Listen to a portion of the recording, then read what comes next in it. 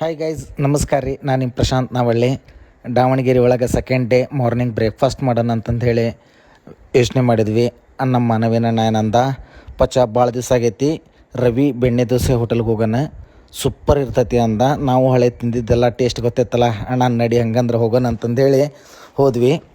ಆಮೇಲೆ ಎಲ್ಲರಿಗೂ ಗೊತ್ತು, ರವಿ ಬೆಣ್ಣೆ ದೋಸೆ ಹೋಟೆಲ್ ಮೋಸ್ಟ್ ರೆಕಮೆಂಡೆಡ್ ಬೆಣ್ಣೆ ದೋಸೆ ಹೋಟೆಲ್ ಇನ್ ದಾವಣಗೆರೆ.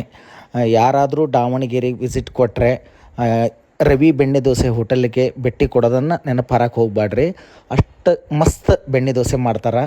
ಟಾಪ್ ಬೆಣ್ಣೆ ದೋಸೆ ಹೋಟೆಲ್ ಅಂದ್ರೆ ತಪ್ಪಾಗಲಿಕ್ಕಿಲ್ಲ ದಾವಣಗೆರೆ ಒಳಗಿದು. ಆಮೇಲೆ ಇವ್ರದ್ದು 2 ಹೋಟೆಲ್ ಇದ್ದಾವೆ, ಬೆಣ್ಣೆ ದೋಸೆ ಹೋಟೆಲ್. ಇವ್ರದ್ದು ಹೆಚ್ಚು ಕಡಿಮೆ 75 ವರ್ಷದಿಂದ ಇದೇ ಬಿಸ್ನೆಸ್ ಮಾಡ್ಕೊತ ಬಂದಾರ.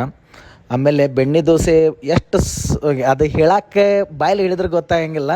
ಬಟ್ ನೀವು ಒಂದು ಸಲ ಅಲ್ಲಿ ಹೋದ್ರೆ ವಿಸಿಟ್ ಕೊಟ್ಟು ಟೇಸ್ಟ್ ಮಾಡಿ ನೋಡಿರಿ. ನಾವು ಇವತ್ತು ಫಸ್ಟ್ ಒಂದು ಪ್ಲೇಟ್ ಖಾಲಿ ದೋಸೆ ತೊಗೊಂಡ್ವಿ. ಆದಂಕರು ಯಪ್ಪ ಎಂಥ ಮಸ್ತಾಗಿತ್ತು ಅಂದ್ರೆ ಟೇಸ್ಟ್ ವಾವ್ ಹೇಳಂಗಿಲ್ಲ.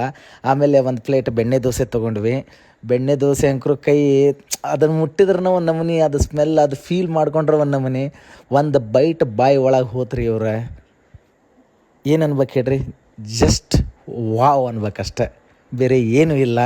ಒಂದು ಸಲ ನೀವು ಈ ಕಡೆ ಭೇಟಿ ಕೊಟ್ಟರೆ ದಾವಣಗೆರೆ ಸೈಡ್ ರವಿ ಬೆಣ್ಣೆ ದೋಸೆ ಹೋಟೆಲ್ಗೆ ಭೇಟಿ ಕೊಡೋದನ್ನು ನೆನಪಾರಕ್ಕೆ ಹೋಗ್ಬೇಡ್ರಿ.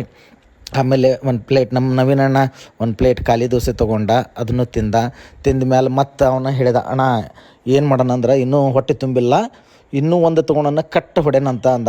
ತೊಗೋಣ ಅವನು ನೀ ಹೇಳಿ ಅಂದಮೇಲೆ ಇನ್ನೂ ಒಂದು ತಿನ್ನೋದ ಅಂತಂದು ಹೇಳಿ ತಿಂದ್ವಿ ರೀ ಇವ್ರೆ. ಕರ್ನ ಮಸ್ತ್ ಐತಿ. ಅದ್ರಾಗ ಅದು ಕೆಂಪು ಚಟ್ನಿ ಐತಲ್ಲ ರೀ, ಅದು ಇನ್ನೂ ಟೇಸ್ಟ್. ಆಮೇಲೆ ಆಲೂಗಡ್ಡೆ ಪಲ್ಯ ಏನು ಮಾಡಿರ್ತಾರಲ್ಲ, ಅದಂಕರು ಸೂಪರ್ ಇರ್ತೈತಿ. ರವಿ ಬೆಣ್ಣೆ ದೋಸೆ ಹೋಟೆಲ್ ಎಲ್ಲಿ ಅಂದ್ರೆ ರಾಮಣ್ಕೋ ಸರ್ಕಲ್ ಹತ್ರನೇ ಐತಿ ದಾವಣಗೆರೆ ಒಳಗೆ. ಅಲ್ಲಿ ಹೋದ್ರೆ ಅಲ್ಲಿ ಭೇಟಿ ಕೊಡೋದು ನೆನಪಾರಕ್ಕೆ ಹೋಗ್ಬೇಡ್ರಿ. Thank you all, thank you very much. ನನ್ನ ಕಡೆಯಿಂದ, ನಮ್ಮ ನವೀನಣ್ಣನ ಕಡೆಯಿಂದ.